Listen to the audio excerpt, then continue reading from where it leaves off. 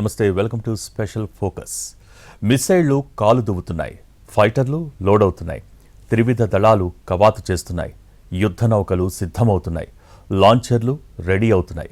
ఉగ్రవాదంపై రణనినాదం చేస్తున్న భారత్ పాకిస్తాన్ను అష్టదిగ్బంధనం చేస్తోంది. దీంతో భారత ఉపఖండంపై యుద్ధ మేఘాలు కమ్ముకుంటున్నాయి. పాకిస్తాన్ కాచుకో, పహల్గాం దాడికి బాధ్యత వహించాల్సిందే.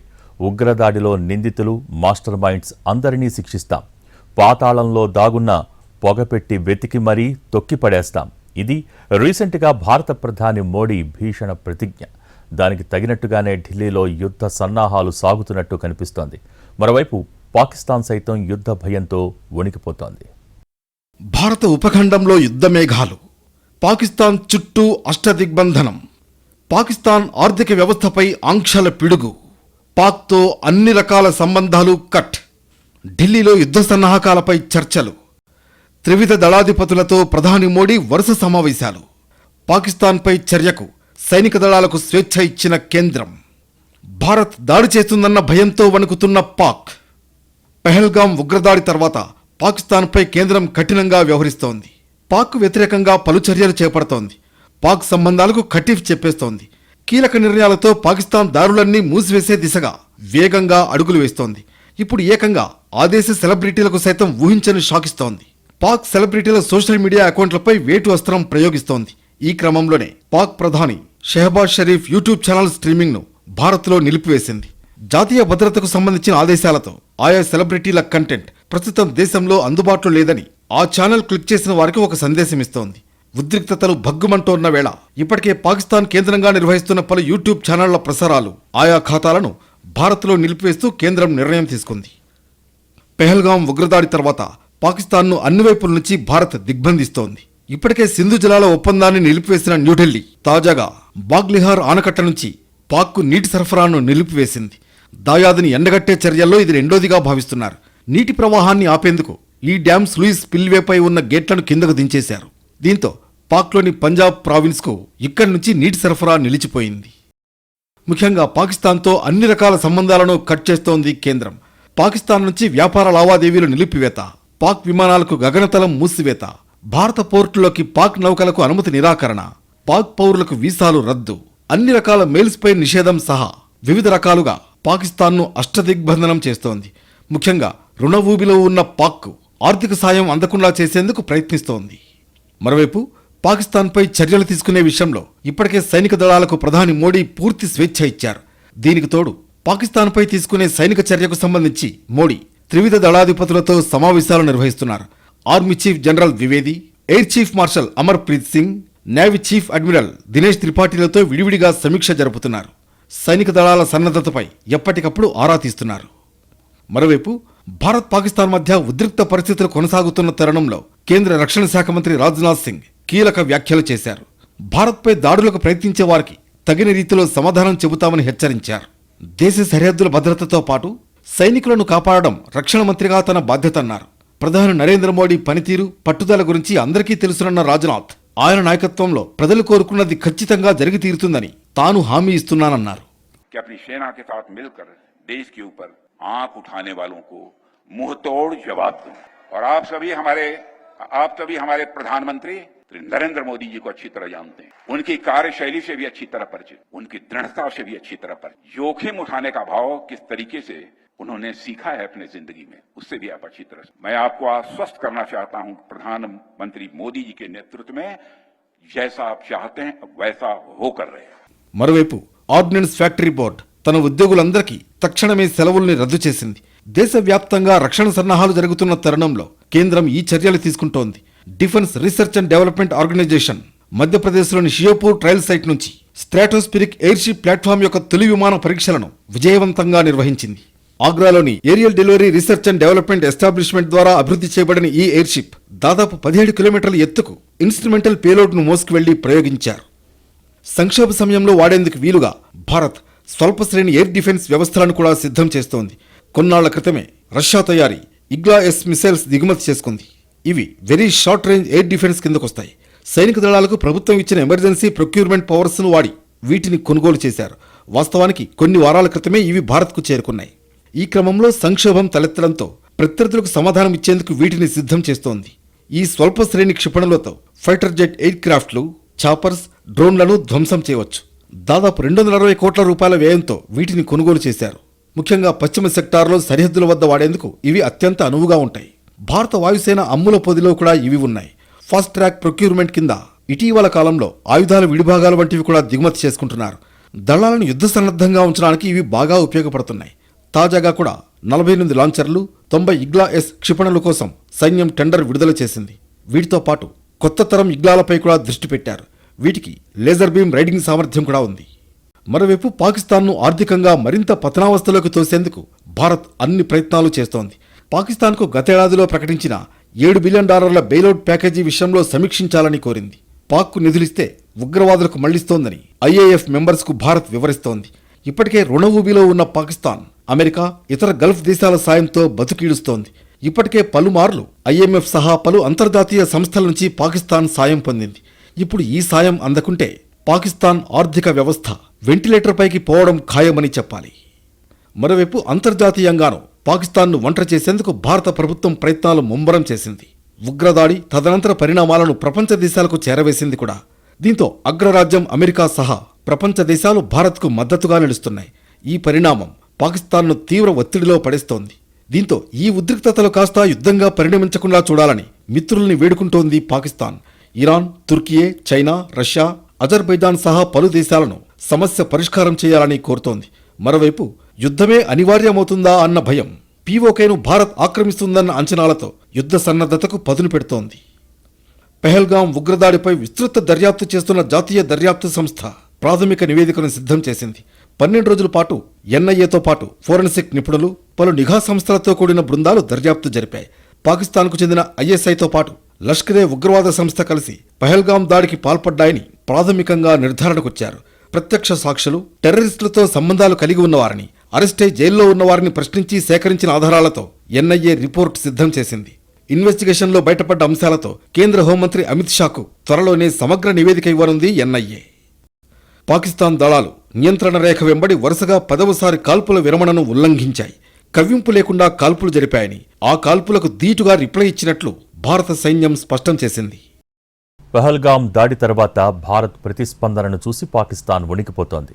నిష్పాక్షిక విచారణకు సిద్ధమని పాక్ ప్రధాని ఇప్పటికే ప్రకటించగా పాక్ మంత్రులు బెదిరింపులకు దిగుతున్నారు. అయితే వీటిని పట్టించుకోకుండా మోడీ సర్కార్ తన సన్నాహాలు చేసుకుంటూ పోవటం వారిని ఆందోళనకు గురిచేస్తోంది. ఈ సమస్యను పరిష్కరించాలంటూ మిత్ర దేశాలను వేడుకుంటోంది పాకిస్తాన్. మరోవైపు యుద్ధం చేయలేమంటూ పాక్ సైన్యం చేతులెత్తేస్తోంది. భారత యుద్ధ సన్నాహాలు, ఢిల్లీ పరిణామాలతో పాక్ ప్రభుత్వం తీవ్ర ఆందోళన చెందుతోంది. ఈ సమయంలో తీసుకోవాల్సిన చర్యలను వివరించేందుకు ఆర్మీ ఉన్నతాధికారులు, ప్రతిపక్ష పార్టీలతో కలిసి ఉన్నత స్థాయి సమావేశాలను నిర్వహించాలని పాక్ ప్రభుత్వం నిర్ణయించింది. చేపట్టబోయే కార్యాచరణ గురించి పాక్ ఆర్మీ అధికారులు వివిధ పార్టీల నేతలకు వివరించాలని భావించారు. అయితే ఈ సమావేశానికి హాజరు కాబోమని ఇమ్రాన్ ఖాన్కు చెందిన పాకిస్తాన్ తెహ్రీక్-ఇ-ఇన్సాఫ్ వెల్లడించింది.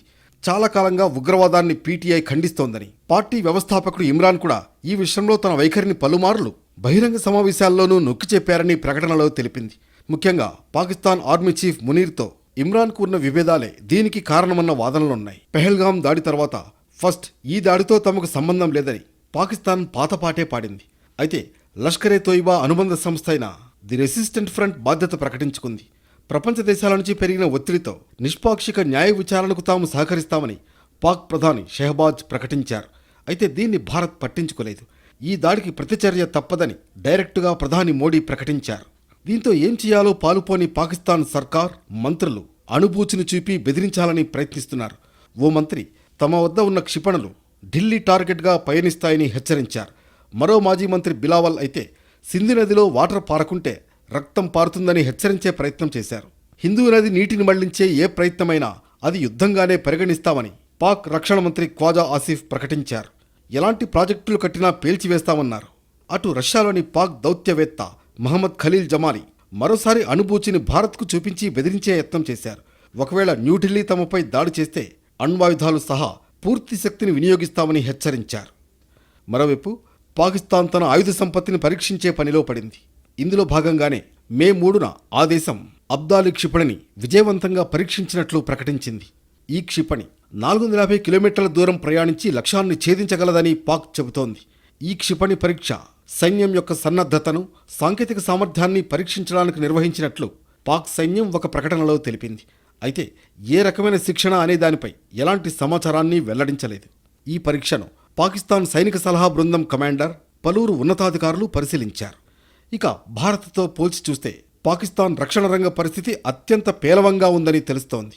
భారత్తో యుద్ధం మొదలైతే పాకిస్తాన్ వద్ద ఉన్న శతఘ్నిగుండ్లు కేవలం 4 రోజుల్లో ఖాళీ అయిపోతాయని సమాచారం. ఆ దేశం వద్ద ప్రస్తుతం అతి తక్కువ స్థాయిలో వీటి నిల్వలు ఉన్నట్లు సాక్షాత్తు పాకిస్తాన్ సైన్యాధికారులే చెబుతున్నారు. మరోవైపు సైనిక ఘర్షణల కారణంగా ప్రపంచవ్యాప్తంగా ఈ గుండ్లకు డిమాండ్ పెరగడంతో పాక్ ఆర్డినెన్స్ ఫ్యాక్టరీలు వీటిని ఉత్పత్తి చేయడానికి నానా అవస్థలు పడుతున్నాయి.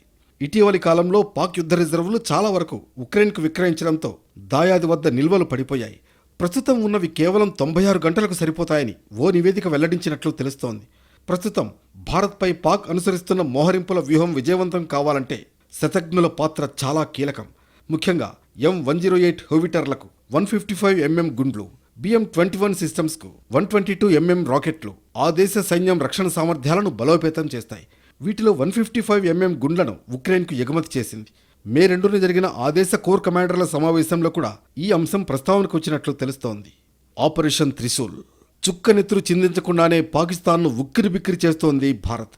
డైరెక్ట్ వార్ చేయకుండానే పరోక్ష యుద్ధంతో పాక్ను షేక్ చేస్తోంది. ఈ ముప్పేట దాడితో పాక్ విలవిలలాడిపోతోంది. మొన్న వాటర్ బాంబ్ ఒత్తిని అంటించింది భారత్. అది ఇప్పుడు పేలడంతో పాక్ బెంబేలెత్తిపోతోంది.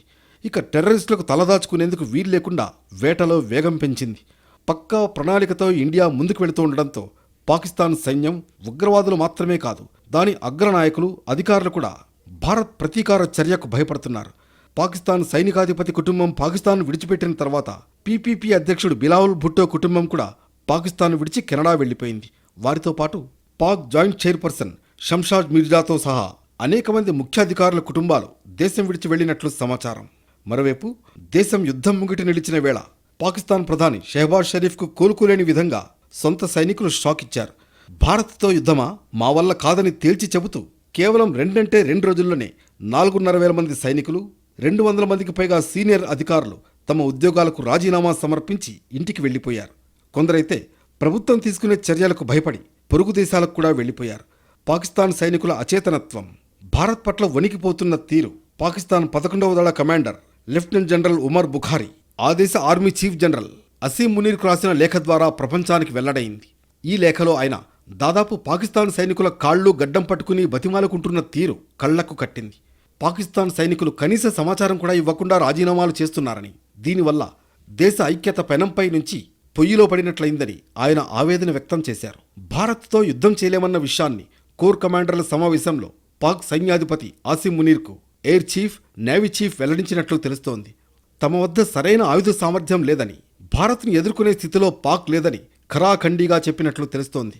ఒకవేళ నిజంగా యుద్ధం వస్తే తమ వద్ద ఉన్న ఆయుధాలతో భారత్ను 7 రోజులు మాత్రమే పాక్ ఆపగలదు. అలా అయితే మునుపెన్నడూ చూడని ఘోర పరాభవాన్ని పాక్ చవిచూడనుంది. ప్రస్తుతం పాక్ వద్ద ఉన్న ఆయుధాల్లో సగం పనిచేసే స్థితిలో లేవు.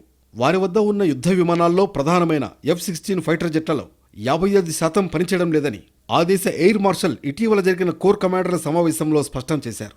ప్రస్తుతం అమెరికా ఇచ్చిన $400 మిలియన్ ప్యాకేజీతో వాటిని అప్గ్రేడ్ చేస్తున్నారు. అటు పాక్ రాడార్ వ్యవస్థ సరిగ్గా పనిచేయడం లేదు. పాక్కు ఉన్న 160 JF థండర్ జెట్స్లో సగం పనిచేయడం లేదు. AESA రాడార్లలో చాలా వరకు పనిచేయడం లేదు. వాటి రేంజ్ కేవలం 100 నుంచి 110 కిలోమీటర్లు మాత్రమే ఉంది. అటు పాకిస్తాన్ వద్ద ఉన్న HQ-9P high altitude air defence system క్షిపణి ఉన్న దాని సామర్థ్యం భారత్ వద్ద ఉన్న S-400 కంటే తక్కువే. అటు పాక్ నౌకాదళం కూడా ఆందోళన చెందుతోంది. వారి వద్ద ఉన్న 80% సబ్మెరైన్లు పనిచేయడం లేదు. పాక్ వద్ద మొత్తం 8 ఉంటే 5 అగౌస్టా క్లాస్ జలాంతర్గాములు, 3 మిడ్జెట్ జలాంతర్గాములు ఉన్నాయి. ప్రస్తుతం వాటిల్లో 2 అగౌస్టా క్లాస్ సబ్మెరైన్లు మాత్రమే పనిచేస్తున్నాయి. మరోవైపు పాక్కు సరిపడా ఇంధనం కూడా లేదు. యుద్ధం మొదలైతే కేవలం 5 రోజులకు సరిపడా ఇంధనం మాత్రమే వారి వద్ద ఉంది. స్వదేశీయంగా తయారు చేసుకున్న ఆయుధ సంపద లేకపోవడం పాక్కు ప్రతికూలాంశంగా మారింది. ఆయుధ సామగ్రిలో చైనా నుంచి 45%, అమెరికా నుంచి 20% పాక్ దిగుమతి చేసుకుంది.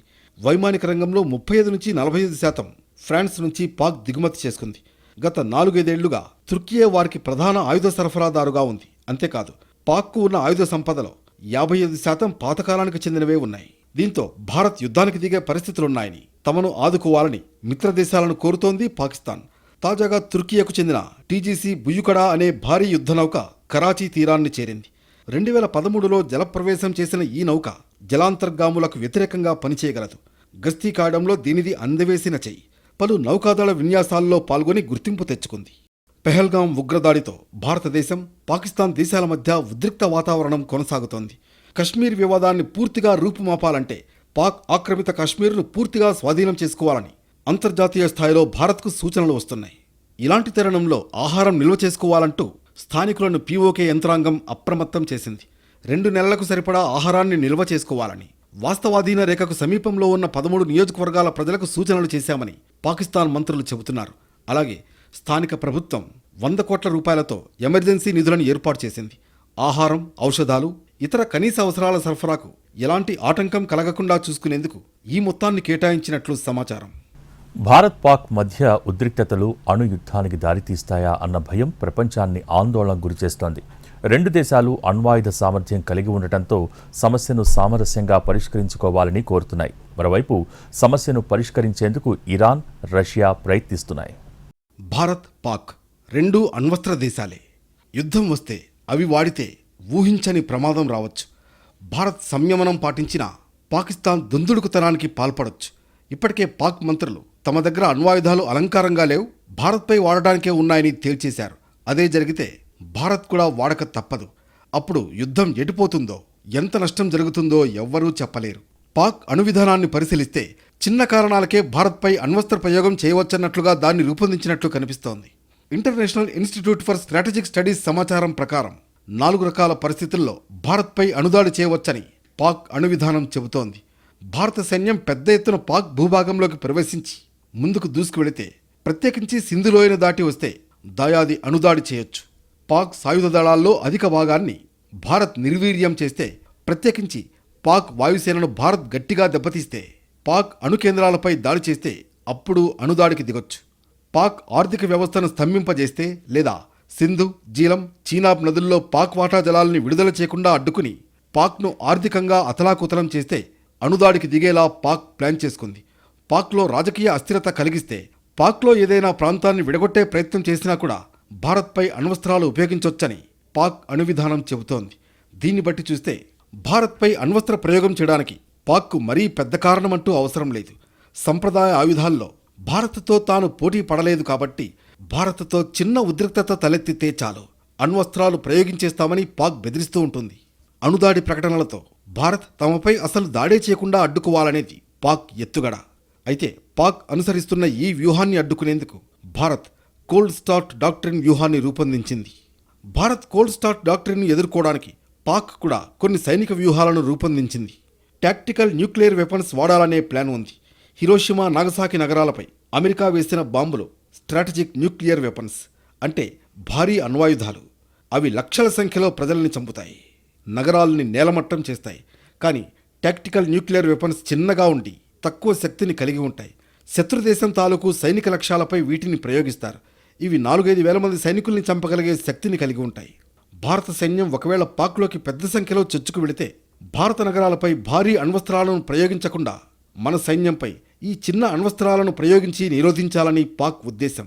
ఈ చిన్న అణ్వస్త్రాలు వేసిన భారత్ భారీ అణ్వస్త్రాలను తమపై వేయబోదనేది దాయాది లెక్క.